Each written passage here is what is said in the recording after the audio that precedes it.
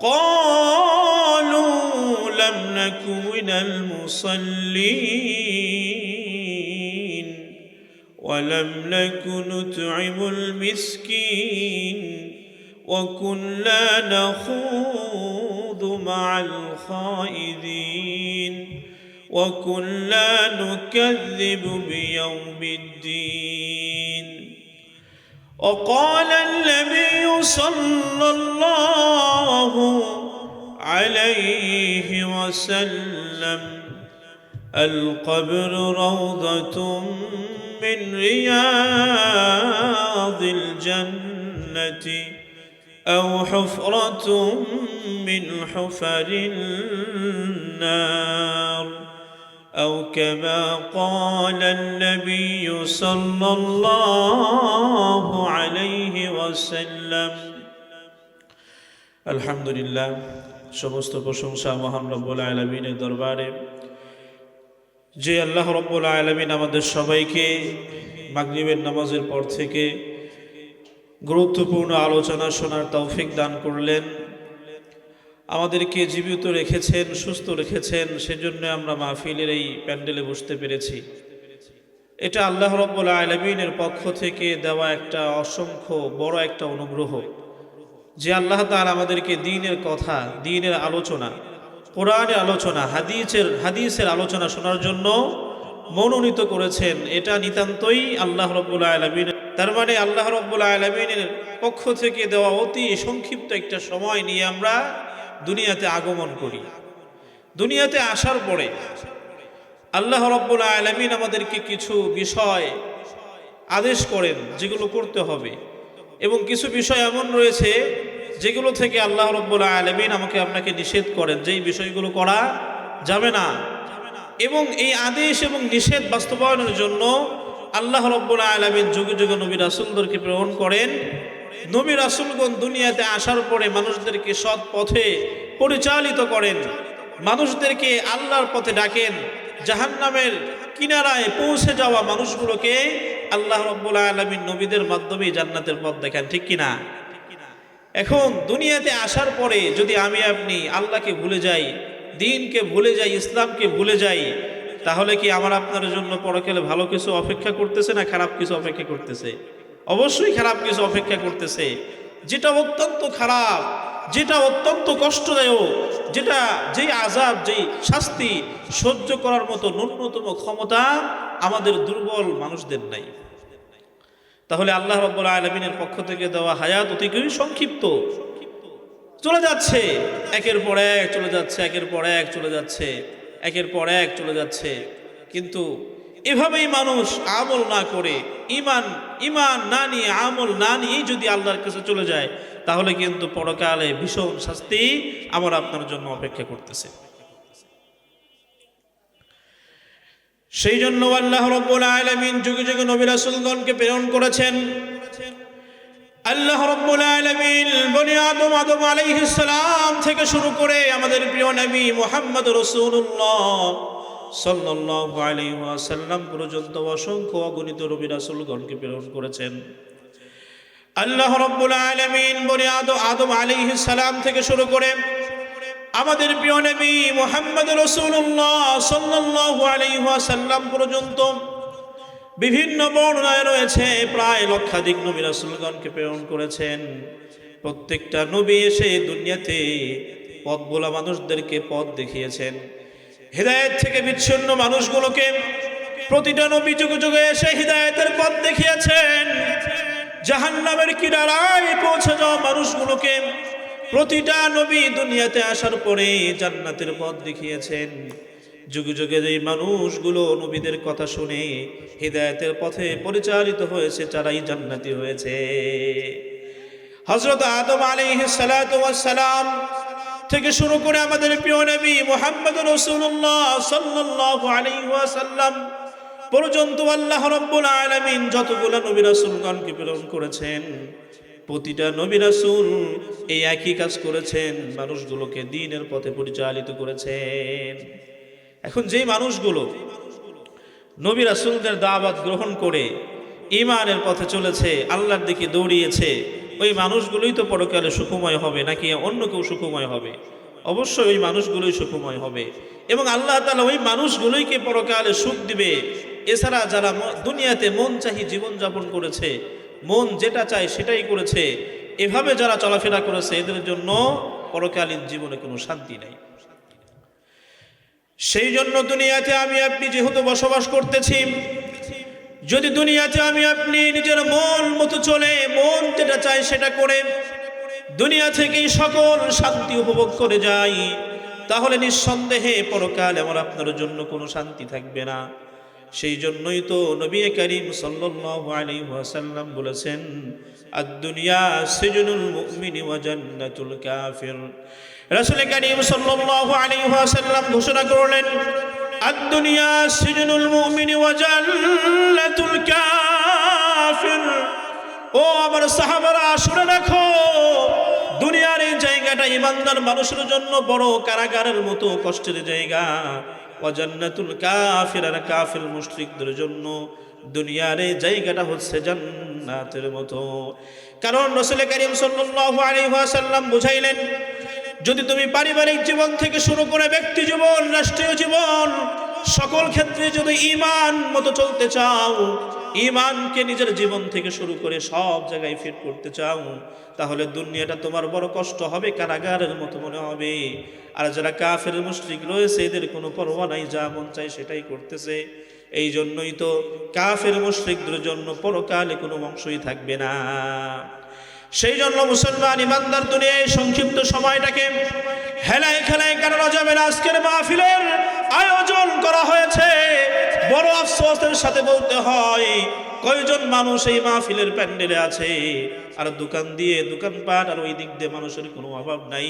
তার মানে আমরা কেমন যেন আল্লাহ রাব্বুল আলামিনকে এটাই বলতেছি, ও আল্লাহ, এখানে দ্বীনের কথা হচ্ছে, আমাদের দ্বীনের কথা শোনার প্রয়োজন নাই। এই রকমটাই হয়েছিল নবীদের যুগে। নবীরা ডাকছে, আসো ইমানের পথে, আসো দ্বীনের পথে, জাহান্নামের কিনারায় পৌঁছে গিয়েছো, আসো তোমাকে হাত ধরে ডাকতেছি, জান্নাতের দিকে নিয়ে যাব। কেমন যেন উম্মত বোঝে না, বারে বারে জাহান্নামের দিকে দৌড়ায়। এই মাহফিল থেকে ঘোষণা হলো দ্বীনের আলোচনা হবে, কেমন যেন মানুষগুলো বোঝে না, তারা কেমন যেন নিজেদের ব্যক্তিগত কাজ নিয়ে ব্যস্ত থাকে, বাজার খাবার দাবার খেল তামাশা নিয়ে মত্ত থাকে। এমন তো ছিল নবীদের যুগে। মুসা আলাইহিস সালাতু ওয়াস সালাম উম্মতকে বারে বারে দাওয়াত দিয়েছে, উম্মত কি দাওয়াত গ্রহণ করেছে?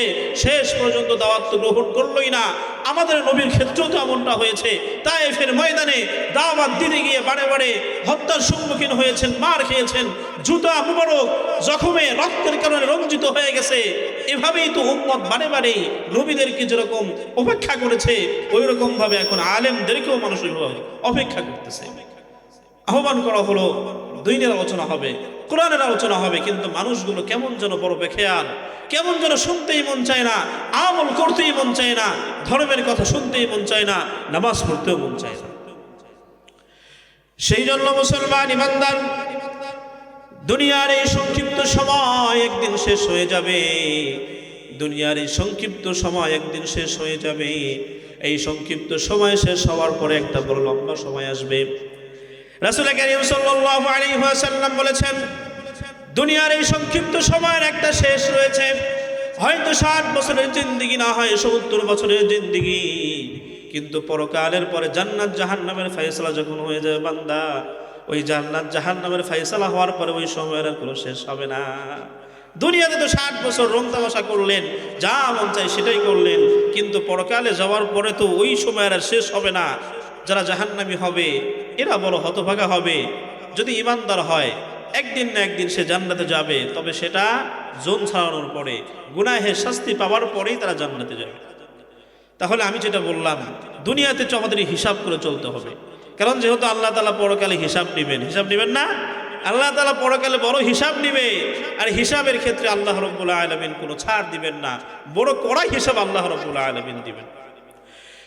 সেই জন্য মুসলমান ইমানদার পায়ে হাত রেখে বলি, দুনিয়ার এই সংক্ষিপ্ত সময় এটাকে হেলায় খেলায় শেষ করা যাবে না, বরং দুনিয়ার এই সময়টাকে হিসাব করে একটু আমল করে ঈমান নিয়ে আমাকে আপনাকে পরকালে যাইতে হবে।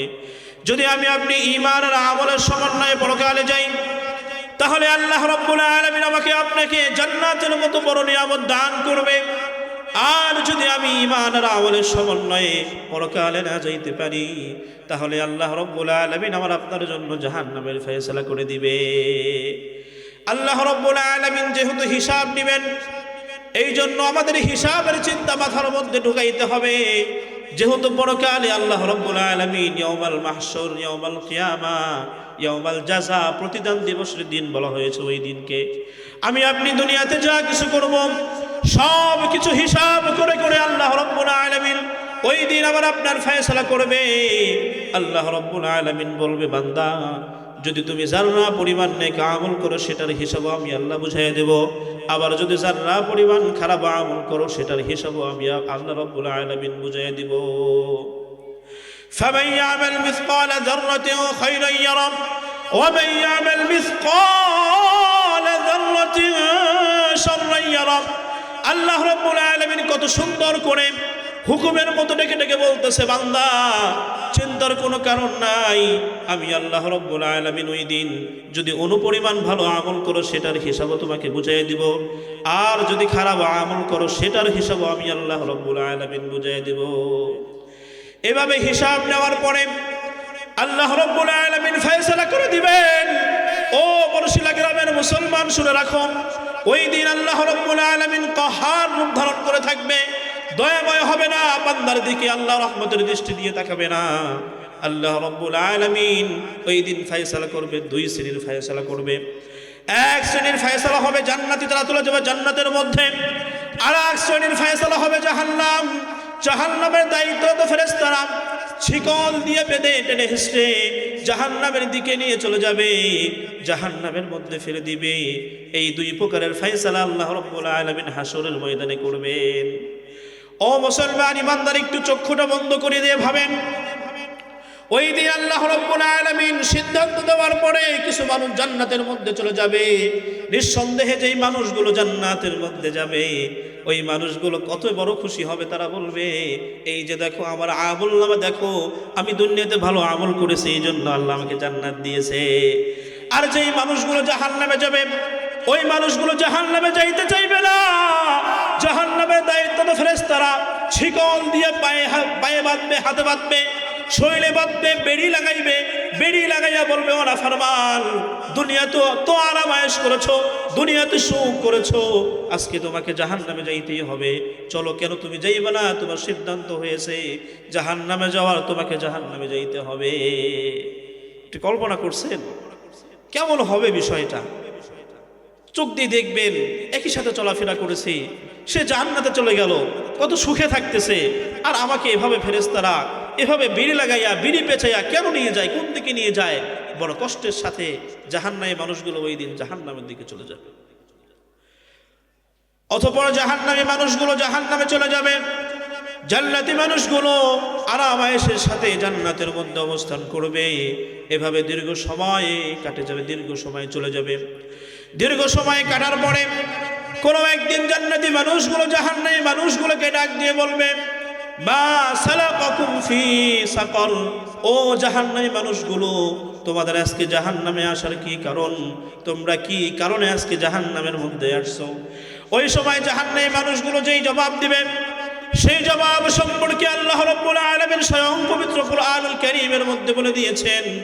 আল্লাহ রাব্বুল আলামিন জাহান্নামীদের ভাষায় কত সুন্দর করে বলে, ও মুসলমান ইমানদার, ওই দিন জাহান্নামী মানুষরা প্রথম যেই জবাব দিবে, জাহান্নামী মানুষগুলো কান্না করে করে বলবে, ক্বালু লাম নাকু মিনাল মুসাল্লিন। জান্নাতি ভাই আমার, শোনো শোনো, আজকে জাহান্নামে আসার প্রধান যেই বড় কারণ, সেটা হচ্ছে লাম নাকু মিনাল মুসাল্লিন। দুনিয়াতে আমি নামাজ পড়তাম না, নামাজের দিকে আমি যাইতাম না। জাহান্নামী মানুষগুলো কান্না করে করে বলবে, মুয়াজ্জিনের কণ্ঠে ঘোষিত হয়েছে হাইয়া আলাস সালাহ, মুয়াজ্জিনের কণ্ঠে ফজরের ওয়াক্তে ঘোষণা দেওয়া হয়েছে আস-সালাতু খায়রুম মিনান নাওম, ঘুম থেকে নামাজ উত্তম, কিন্তু আমি বারে বারে ঘুমের মধ্যে চলে গেছি। মুয়াজ্জিনের পক্ষ থেকে ডাকা হয়েছে, আল্লাহু আকবার, আল্লাহু আকবার, হাইয়া আলাল ফালাহ, কল্যাণের দিকে আসো, নামাজের দিকে আসো। আমি নামাজকে পিছনে ফেলে আমি বারে বারে আমার কাজ কর্ম নিয়ে ব্যস্ত থেকেছি। এই নামাজ না পড়ার কারণে আজকে আল্লাহ রাব্বুল আলামিন আমাকে জাহান্নাম দিয়েছেন। নাউযুবিল্লাহি মিন যালিক। তাহলে প্রথম কি বিষয় বলবে? লাম নাকু মিনাল মুসাল্লিন, নামাজ পড়ি নাই ভাই। নামাজ যদি পড়তাম তাহলে তো জান্নাতেই থাকতাম তোমাদের সাথে। নামাজ তো পড়ি নাই।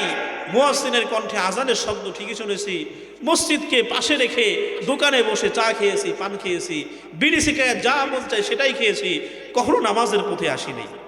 এই নামাজ তো পড়ি নাই। নামাজ না পড়ার কারণে আল্লাহ তাআলা আজকে আমাকে জাহান্নাম দিয়েছে। তাই নামাজ পড়তে হবে কি হবে না? নামাজ পড়তে হবে। মসজিদের মাহফিল আহ্বান একটাই থাকবে, নামাজের প্রতি আমরা আগ্রহী হই, নামাজের প্রতি আমরা পাবন্দী হই, নামাজকে আমরা গুরুত্ব সহকারে আদায় করি। যদি আমরা নামাজকে আদায় করি তাহলে নামাজের মাধ্যমে আমার আপনার সব কিছুই সংশোধন হয়ে যাবে, লম্বা আলোচনা হয়ে যাবে। যদি নামাজের ফজিলত বলতে যাই, নামাজ পড়লে কি সওয়াব হবে অনেক দূরে চলে যাবে, ওই দিকে যাব না। শুধু এটা বলতেছি, এটা আপনারা খেয়াল করে একটু শোনেন। জাহান্নামী মানুষগুলো জাহান্নামে কেন গেল, কি কারণে তারা জাহান্নামে গেল, এটা আমি আজকে বলি। ওই সময় জাহান্নামী মানুষগুলো প্রথমে এই জবাব দিবেন, ক্বালু লাম নাকু মিনাল মুসাল্লিন, দুনিয়াতে থাকা অবস্থায় আমরা নামাজ পড়ি নাই। এই নামাজ না পড়ার কারণে আজকে আল্লাহ রাব্বুল আলামিন আমাকে জাহান্নাম দিয়েছে। অথবা জাহান্নামী মানুষগুলো দ্বিতীয় নম্বরে যেই কারণ বলবে, ওয়ালাম নাকু নুতইমুল মিসকিন, আল্লাহ রাব্বুল আলামিন দুনিয়াতে আমাকে অনেক অর্থ সম্পদ দান করেছিলেন, লক্ষ লক্ষ কোটি কোটি টাকার সম্পদ আমি অর্জন করেছিলাম, কিন্তু আমি কখনো গরিবদের জন্য, অসহায় মানুষদের জন্য এক টাকাও ব্যয় করি নাই। জাহান্নামী মানুষগুলো চোখের অশ্রু ফেলে দিয়ে বলবে, আল্লাহ তাআলা আমাকে লক্ষ লক্ষ কোটি কোটি টাকার অর্থ সম্পদ দিয়েছিল, আমি কেমন যেন মনে করেছিলাম এই অর্থ সম্পদগুলো আল্লাহ আমাকে দিয়েছে না, আমি নিজেই কামাই করেছি, আমি নিজেই ভোগ করব। আমি এই অর্থ থেকে কখনো মসজিদের জন্য দান করব না, কোনো মাদ্রাসার এতিমখানায় দান করব না। আমি এই অর্থ অবৈধ পন্থায় ইনকাম করেছি, আমি মরার পরে আমার সন্তানরা মদ আর জুয়া খেইলা এই টাকাগুলো ব্যয় করে দিবে, এই জন্য আল্লাহ তাআলা আজকে আমাকে জাহান্নাম দিয়েছে। জাহান্নামী মানুষগুলো বড় আফসোস করে বলবে, ও জান্নাতি ভাই, অর্থ তো কামাই করেছিলাম, অর্থ তো আল্লাহ তাআলা আমাকে দিয়েছিল, তবে আমি অর্থগুলোকে মনে করেছিলাম নিজে কামাই করেছি, নিজেই ব্যয় করব, সন্তানদের জন্য রেখে যাব। এই অর্থগুলো আমি কামাই করেছিলাম অবৈধ পন্থায়, আবার এই অর্থগুলোকে আমার সন্তানরা আমার মরার পরেও খারাপ পথে ব্যয় করেছে, এই জন্য আল্লাহ তাআলা আজকে এর শাস্তি হিসেবে আমাকে জাহান্নামের মধ্যে ফেলে দিয়েছে। তাহলে অর্থ হলে দান করতে হবে কি হবে না বলেন? অর্থ হলে দান করতে হবে, আল্লাহর রাস্তায় ব্যয় করতে হবে, এতিমদের মাথায় হাত রাখতে হবে, এতিমদের জন্য ব্যয় করতে হবে, মসজিদের উন্নয়ন কাজে ব্যয় করতে হবে।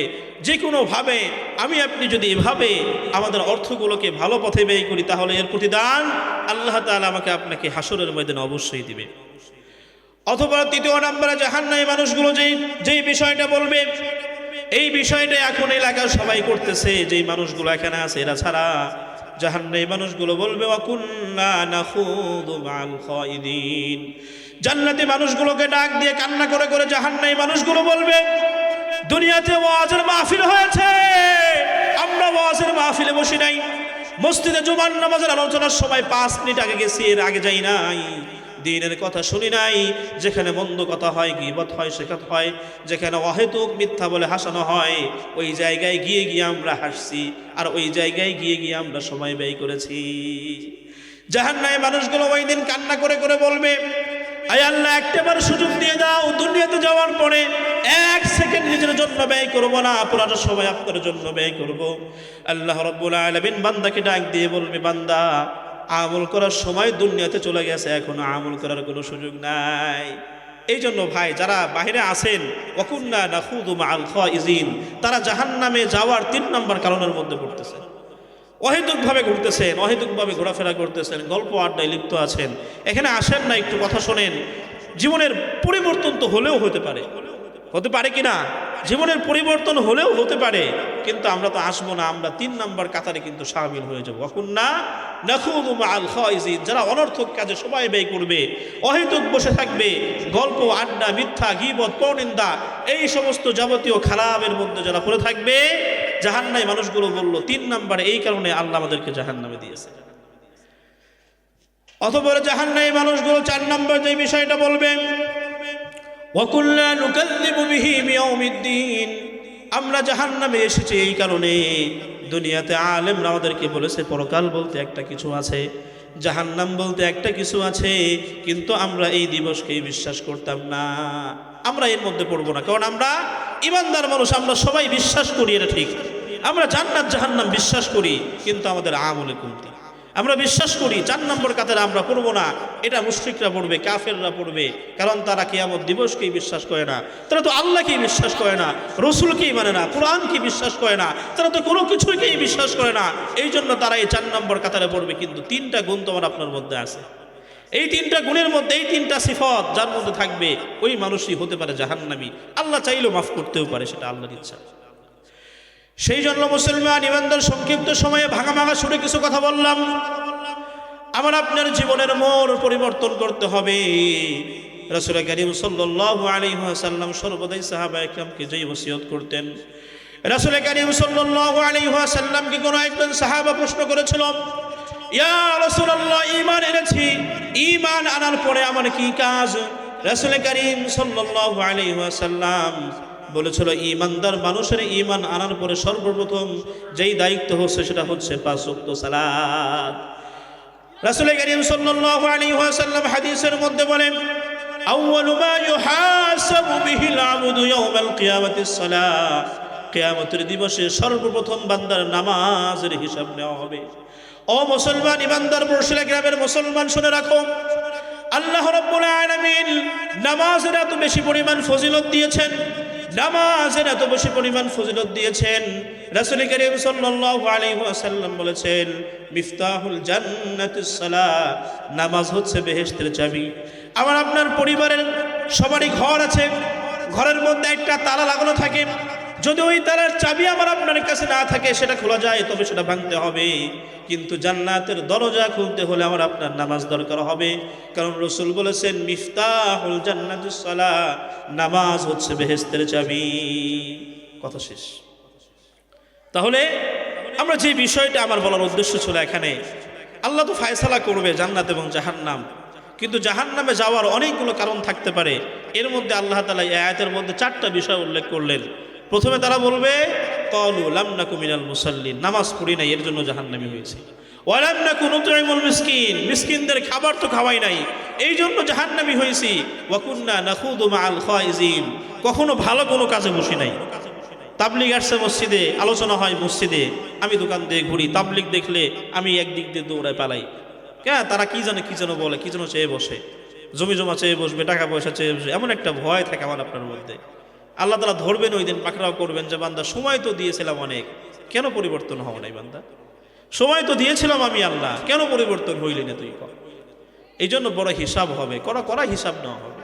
আল্লাহ তাআলা হিসাবের মধ্যে কোনো ছাড় দিবেন না। দুনিয়া আদালতে তো টাকা পয়সা দিয়া যদি আত্মীয় স্বজন থাকে ছাড় পাওয়া যায়, কিন্তু ছাড় পাওয়া যাবে না, হিসাব হবে, হিসাব হবে। এই জন্য ওই দিনের জন্য আমরা প্রস্তুত হই, ওই দিবসের জন্য আমার আপনার প্রস্তুতি লাগবে। যদি প্রস্তুত না হই তাহলে আল্লাহ তাআলা আমার আপনার জন্য বড় ভয়াবহ আযাব রেখে দিয়েছেন। এই জন্য আল্লাহ রাব্বুল আলামিন যেন আমাদের সবাইকে দুনিয়া থেকেই পরকালের প্রস্তুতি গ্রহণের তৌফিক দান করে, দুনিয়া থেকেই যেন আমি আপনি কবরের জন্য তৈরি হয়েই পরকাল ওই জগতে যেতে পারি। আল্লাহ রাব্বুল আলামিন যেন আমাদেরকে তৌফিক দান করে। ইনশাআল্লাহ এভাবেই এখন যেরকম বসেছেন, আজান হবে, আমরা ওযু করব, নামাজ পড়ে আমরা ইনশাআল্লাহ এখানে চলে আসব। আল্লাহ রাব্বুল আলামিন যেন আমাদের সবাইকে পরকালীন জীবনে জান্নাতুল ফিরদাউস দান করে। সবাই বলে আমিন। ওয়া মা তাওফীকি ইল্লা বিল্লাহ। আসসালামু আলাইকুম ওয়া রাহমাতুল্লাহি